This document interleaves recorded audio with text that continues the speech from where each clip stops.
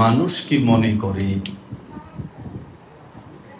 যে সে মুখে বলবে আমরা আল্লাহতেই ঈমান আনলাম আর তাকে বিনা পরীক্ষায় ছেড়ে দেওয়া হবে? সূরা আনকাবুতের প্রথম 1 এবং 2 নম্বর আয়াত।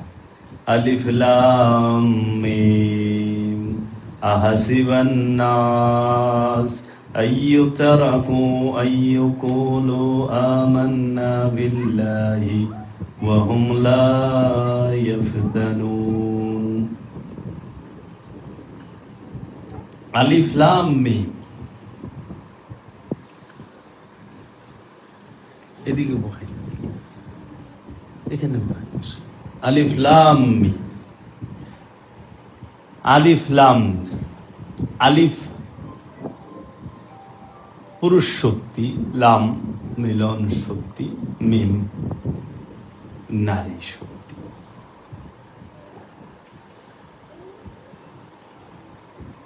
মানুষ কি মনে করে যে আমি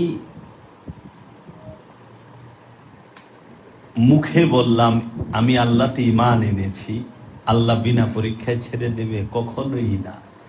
অবশ্যই অবশ্যই আল্লাহ পরীক্ষা নেবে। পরীক্ষা নেবে কি দিয়ে?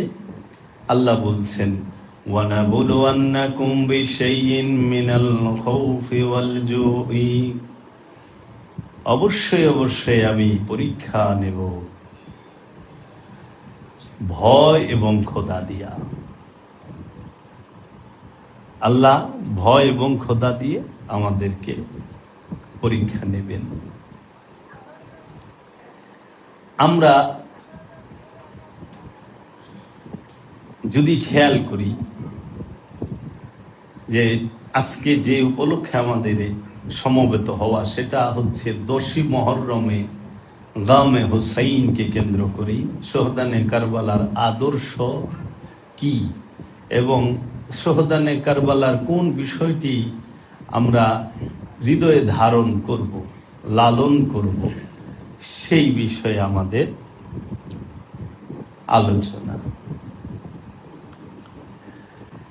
আল্লাহ বলতেছেন কুরআনুল কারীমের মধ্যে স্পষ্টভাবে, যদি কেউ মুখে বলে আমি আল্লাহতে ঈমান এনেছি, তাকে বিনা পরীক্ষায় ছেড়ে দেওয়া হবে না। আল্লাহ অবশ্যই অবশ্যই পরীক্ষা নেবে। আল্লাহ আপনাকে পরীক্ষা করবে প্রথমেই ভয় দিয়া, ক্ষুধা দিয়া, এবং আপনার নফসের ক্ষয়ক্ষতি, রোগ শোক, সন্তান সন্ততি ছিনায় নিবে, ফসলাদি শস্যাদি ফসল ছিনায় নিবে, এবং আল্লাহ রাব্বুল আলামিন তিনি আপনাকে কঠিন মুসিবতের মুখোমুখি দাঁড় করিয়ে দেবে। এর ভিতরে যে ধৈর্য ধারণ করতে পারবে তার জন্য আছে সুসংবাদ, ওয়াবাশশিরিস সাবিরিন। ধৈর্যশীলের জন্য সুসংবাদ আছে। তো কারবালার যে মূল আদর্শ, আপনি দেখেন যে মাওলা হুসাইন আলাইহিস সালাতু ওয়াস সালাম তিনি কারবালার ময়দানে যে দাঁড়ালেন, অবস্থান নিলেন, তাহার সাথে কি কি ছিল, আর যাহারা মাওলা হুসাইনের বিরুদ্ধে অবস্থান নিলেন তাহাদের সাথে কি কি ছিল, আমরা যদি লক্ষ্য করি, মাওলা হুসাইন আলাইহিস সালাতু ওয়াস সালামের সাথে আওলাদে রসুলগণ ছিলেন, রসুলের আওলাদগণ ছিলেন, রসুলের ঘরানার সবাই ছিলেন, রসুলের ঘরানার সবাই ছিলেন, রসুলের আওলাদরা ছিলেন। মাওলা হুসাইনের সাথে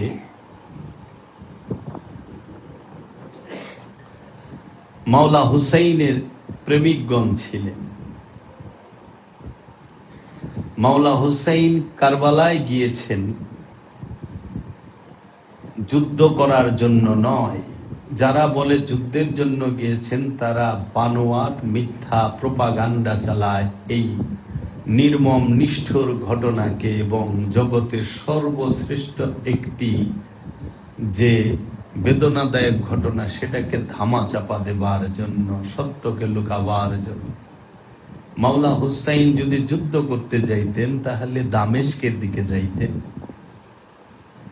দামেস্কে যাইতেন, কারণ ইয়েজিদের রাজপ্রাসাদ দামেস্কে ছিল। মাওলা হুসাইন আলাইহিস সালাম যদি যুদ্ধ করতে যাইতেন তাহলে তিনি হাজার হাজার সৈন্য, যুদ্ধের জন্য যে সরঞ্জামাদি, তলোয়ার বলেন, খেজাব, যাই হোক, সেটা হাতিয়ার নিয়ে যেতেন এবং ওইখানে অবস্থান করার মতো খাবার দাবার, পানি সব নিয়ে যেতেন।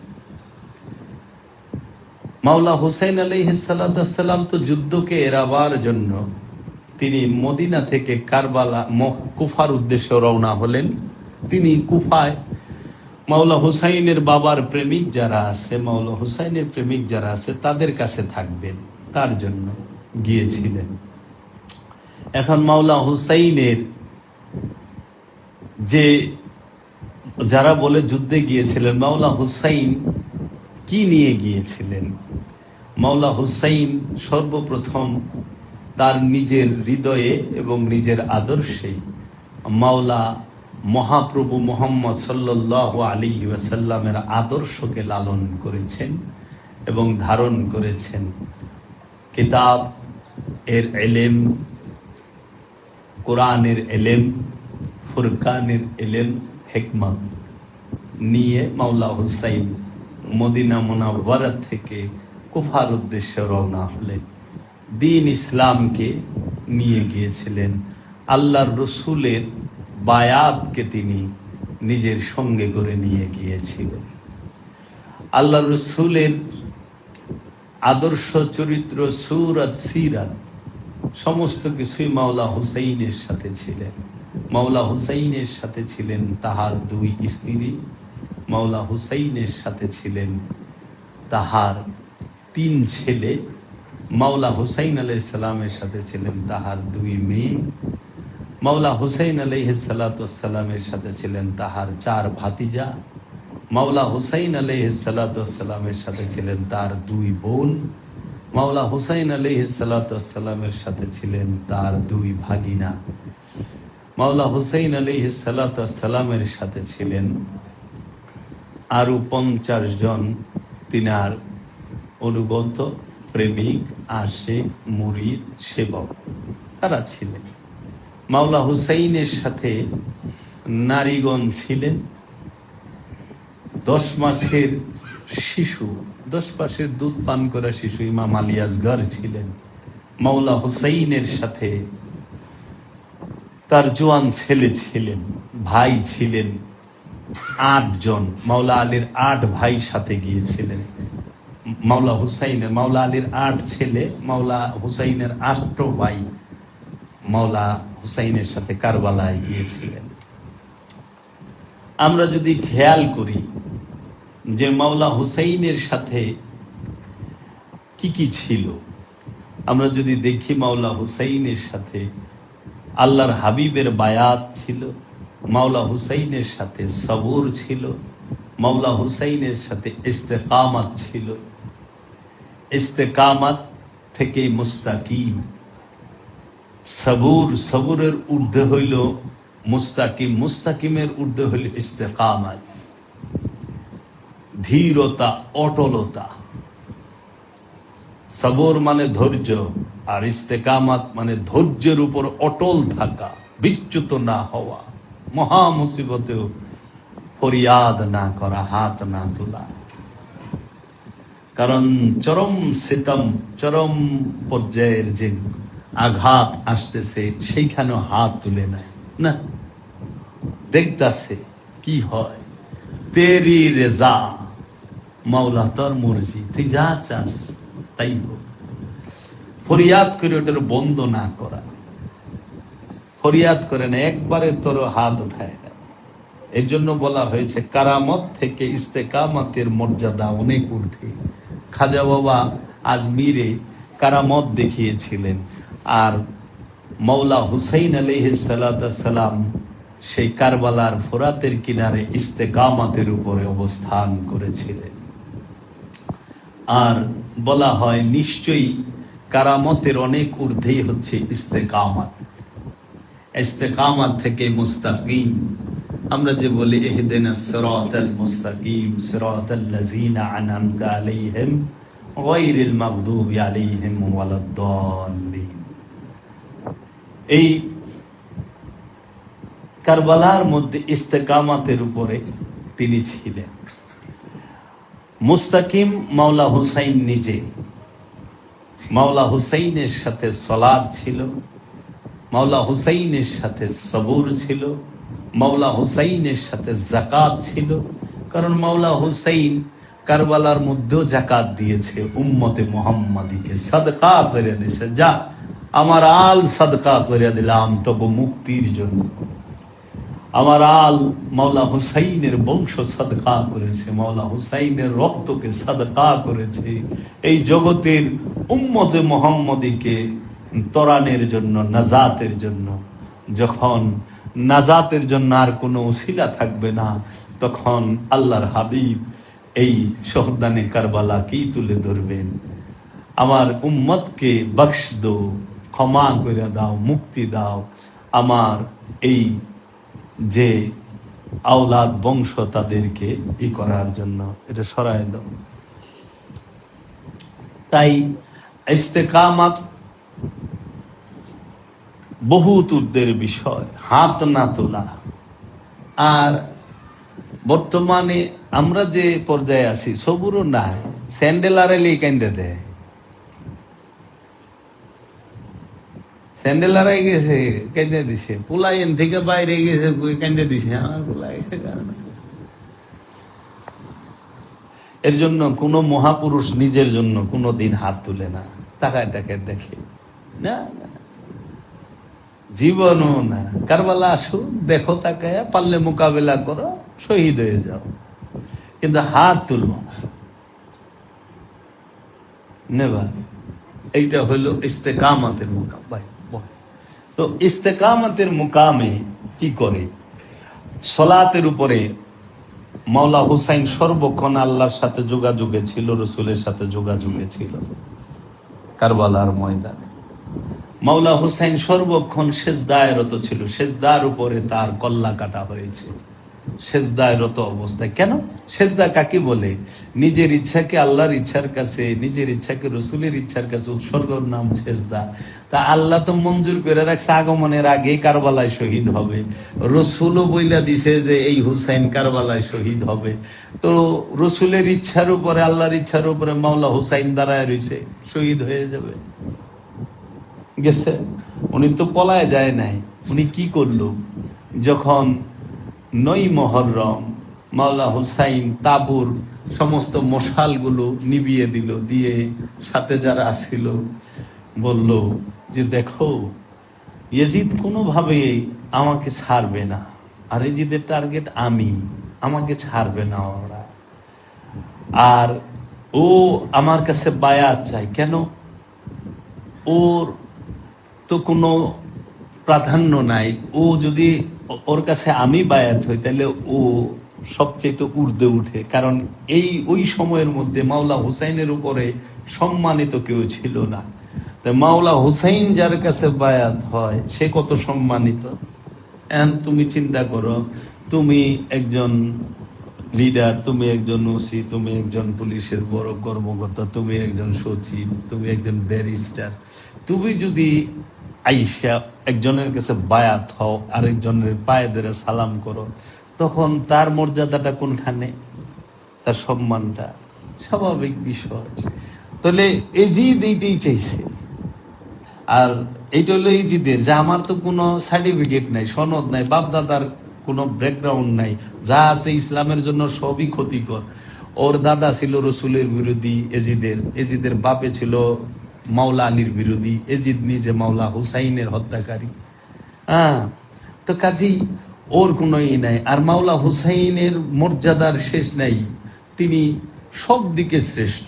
তাই এজিদ চাইছিল যে আমি হুসাইনকে যদি একবার বায়াত করতে পারি তাহলে আমি হুসাইনের ঊর্ধ্বে, কারণ উনি আসনে বৈশা থাকবো, যে বায়াত নিছে সে নিচে, আর বায়াত যার কাছে হয় তার অনুসরণ করতে হয়। আচ্ছা আপনি বলেন তো, মাওলা হুসাইন কি এজিদের অনুসরণ করতে পারে? বায়াত যার কাছে হয় তাকে সালাম করতে হয়, সেজদা দিতে, আর ওই সময় রাজাকে সেজদা দিতে হতো, মানে মাথা নত ভক্তি দিতে হইতো, রাজাকে ভক্তি দিতে হইতো। এখনো আরবে মায়ের সেজদা দেয়, বাবারে সেজদা দেয়, বড় অফিসারের সেজদা দেয়। এখন আমি নিজ চোখে দেখেছি, নিজ চোখে দেখাটা তার ভুল না। আপনারা ভিডিওতে অনেক সময় দেখেন হজের মধ্যে ভিডিও সেজদা দিচ্ছে। মাকে সেজদা করা তো সুন্নাহ, মাকে সেজদা করতে হয়। তো কাজেই এই জিনিসটা এত গভীরে যায় মানুষ কিন্তু বিশ্লেষণ করে না আসলে মূল দর্শনটা, মূল বিষয়টা কি। তা মাওলা হুসাইন কোনোভাবে এজিদের কাছে বায়াত নেবে না। তিনি তাবুর সমস্ত মশাল নিভিয়ে দিয়ে রাতের বেলায় বলল, আমি যে মশাল নিভিয়ে দিলাম, তোমরা যে যে দিকে পারো এখান থেকে চলে যাও, তোমাদেরকে কিছুই বলবে না। ওর টার্গেট আমি, কালকেই আমাকে ওরা হত্যা করবে, তোমরা চলে যাও। তো মাওলা হুসাইন মশাল নিবি দিয়ে যখন মোরাকাবায় বসে আছেন ধ্যানস্থ, অনেক পরে যখন চোখ খুলছে দেখে তাহার সামনে যে কতজন ছিল সবাই ফুপায়া কান্তাছে, ঠোঁটে কামড় দিয়া চোখের জল ফালায়া ফুপায়া কান্তাছে। তখন বলতাছে, হে মাওলা হুসাইন, আমাদের দেহে এক ফোঁটা রক্ত থাকতে আমরা আপনার শরীরে কোনো আঘাত লাগতে দেব না, আমরা আপনাকে ফেলে যাব না, আমরা আপনাকে ছেড়ে যাব না। আমরা হত্যা হওয়ার পরে, শহীদ হওয়ার পরে আপনি আমাদের শহীদ যে আমরা হব সেটা আপনি নিজ চোখে দেখবেন। তাই শহীদ শব্দের অর্থ হলে চশমাদিদ গাওয়া, চাক্ষুষ সাক্ষী, যার চোখের সামনে সব হয়, যে সব কিছু দেখেন তিনি শহীদ। এর জন্য যে শহীদ কাকে বলে, সুফিগণ বলছেন ইরফান কালামের মধ্যে যে তুঝি কো দেখনা, तुझी को सुनना, तुझ में गुम हो जाना, इसी को शहादत कहते हैं। তোমাকে দেখা, তোমাকে শোনা এবং তোমার মধ্যে নিজেকে হারিয়ে ফেলা, এইটাই হওয়া, শাহাদাত বরণ করা। শাহাদাত হইতে যান এইটা, তসব্বুর মে তেরে রহনা, इसी को ইবাদত कहते हैं। আপন রসুলের ধ্যানে থাকা, আপন রসুলের ধ্যানে থাকা, এটি ইবাদত। কারণ রসুলের রূপই আল্লাহর রূপ, রসুলের আদর্শে আল্লাহর আদর্শ। তাই এজিদ কি করলো, তখন মাওলা হুসাইন সবার থেকে আহেদ নিল, সাক্ষী নিল, ওয়াদা নিল, ঠিক আছে লোর। মাওলা হুসাইন আলাইহিস সালাতু ওয়াস সালাম তিনি দাঁড়াইলেন, কি জিজ্ঞেস করলেন, আমাকে হত্যা করতে চাও কেন, কি কারণে, কেন এই কথাটা জিজ্ঞেস করলেন মাওলা হুসাইন? কারণ মাওলা হুসাইন 56 বৎসর জগতে ছিলেন। 56 বৎসরের মধ্যে একটা অপরাধের কথা বলুক তো পৃথিবীর কোন মুসলমান, চ্যালেঞ্জ দিলাম, পৃথিবীর একটি মুসলমান, পৃথিবীতে যত ওহাবি, খারেজি, সালাফি, মোল্লা, মুন্সি আছে, তারা মাওলা হুসাইনের একটা ত্রুটির কথা বলে দেখুক তো, যে মাওলা হুসাইনের জীবনে একটা ত্রুটি আমরা দেখাইলাম নাই। থাকলে কবে কইতো, ডুল পিটাইয়া, পারে নাই তো। তখন তারা কি করে, বলে যুদ্ধ করছে, কারণ তারা এজিদকে বাঁচাইতে চায়। এজিদের জন্য তাদের এত মহব্বত কেন? তারা পোশাক নিল রসুলের, তারা লেবাস নিল রসুলের, তারা আজান নিল রসুল থেকে, মসজিদ পাইল রসুল থেকে, নামাজ পাইল রসুল থেকে, রোজা পাইল রসুল থেকে, হজ পাইল রসুল থেকে, কুরবানি পাইল রসুল থেকে, জাকাত পাইল রসুল থেকে, তারা কোরআন পেল রসুল থেকে, হাদিস পেল রসুল থেকে, তারা আপনার এজমা কিয়া এটি তো না, কিতাব ফুরকান সব রসুল থেকে নিল, সুন্নাত রসুল থেকে নিল, সব কিছু রসুল থেকে নিয়ে তারা এজিদের প্রতি এত প্রেম কেন? এর মানে কি? আওলাদের রসুলের বিরুদ্ধে দাঁড়ায় কেন? যারা রসুলের আওলাদকে হত্যা করলো তাহাদের পক্ষ কেন নেয় এরা? কারণ কি? তাহলে তারা মোহব্বত আসলে কারে করে? যারা মসজিদ পেল রসুল থেকে, আজান পেল রসুল থেকে, কোরআন পেল রসুল থেকে, হাদিস পেল রসুল থেকে, সলাত, সিয়াম, হজ, যাকাত, কুরবানি সমস্ত কিছু পেল রসুল থেকে, আমলে সলেহা পেল রসুল থেকে, সিরাতাল মুস্তাকিম পেল রসুল থেকে, মুত্তাকি, মুহসিনিন, সাবিরিন, মুমিন পেল রসুল থেকে, নবী, রসুল, ওলি সবই তো পেল রসুল থেকেই। তাহলে সমস্ত কিছু রসুল থেকে পেয়ে তারা রসুলের আওলাদের হত্যাকারীকে কিভাবে অনুসরণ করে, আর তাদের জন্য এত প্রেম মহব্বত কেন? কারণ রসুল কোরআন দিয়েছে কিন্তু চাকরি দেয় নাই। রসুল নামাজ দিয়েছে, সলাৎ দিয়েছে কিন্তু চাকরি গুলো দেয় নাই। রসুল হজ দিয়েছে, কুরবানি দিয়েছে, জাকাত ফিতরা সবই দিয়েছে কিন্তু চাকরি দেয় নাই। এখন ইয়েজিদ আর মুআবিয়া কি করছে? মুআবিয়া চাকরি দিছে, এর জন্য মুআবিয়ার প্রতি খুব প্রেম।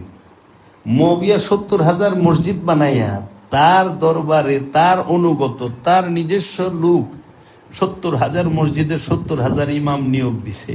মুসলিম শরীফের হাদিস খুইলা বইরা দেখেন, মুসলিম শরীফের মধ্যে পড়িয়া দেখেন, দেখবেন 70,000 মসজিদে 70,000 আলেম দিয়া 70,000 মসজিদে এক টাইমে শুক্রবারে জুমার নামাজে খুতবার মধ্যে মাওলা আলী রে গালিগালাজ করা হইতো, আহলে বাইতকে গালিগালাজ করা হইতো।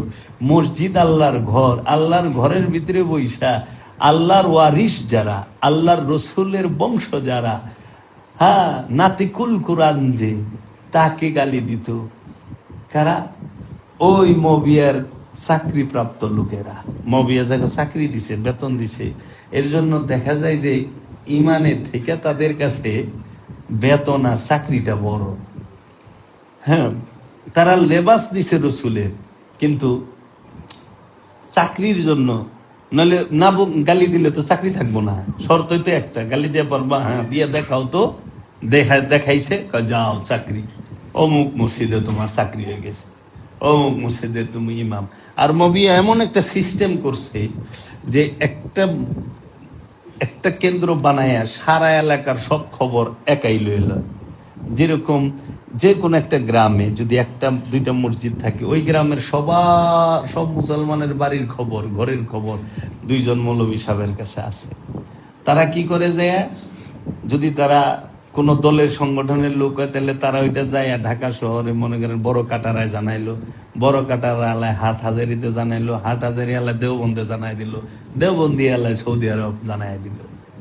যা আপনার বাড়ির খবর হ্যাঁ ওর কাছে আছে, যে আপনি কি ফকিরি করেন, না আপনি তাবলিগ করেন, না আপনি জামাত করেন, না আপনি কি করেন, আপনি কি ঢোল বাজনা বাজান, এগুলা।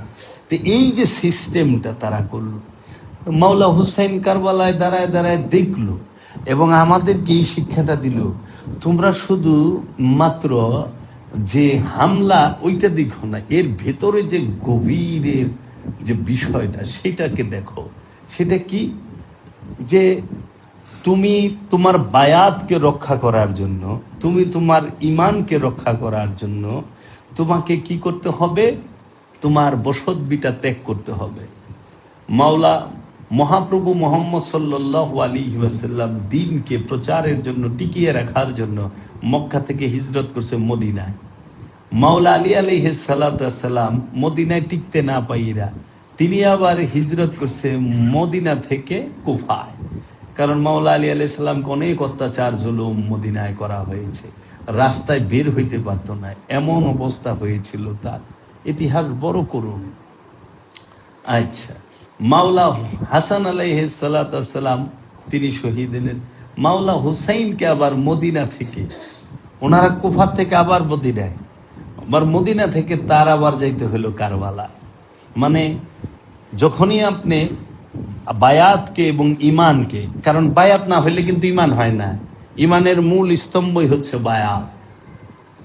যে বায়াত গ্রহণ করে নাই সে কিন্তু ইমানে প্রবেশ করে নাই, সে অনুষ্ঠান করতেছে, সে নিজের ইচ্ছা মতো ইবাদত করতেছে, কিন্তু বায়াত হইল মূল। বায়াত একদম বাবা আদম থেকে নিয়ে একদম মহানবী পর্যন্ত কন্টিনিউ প্রসেস, এবং মহানবী থেকে আজ পর্যন্ত কন্টিনিউয়াস প্রসেস এটা। কারণ মহানবী এই বায়াতের প্রথা এটা তো সবাই মানছে। ইয়াজিদও বায়াত মানে, তাহলে মাওলা হোসেনের কাছে তো টাকা চায় নাই, সম্পদ চায় নাই, জায়গা জমি চায় নাই, মাথা চাইছিল বায়াত, হাত চাইছিল, আমার হাতের সাথে হাত মিলাও, বায়াত হও।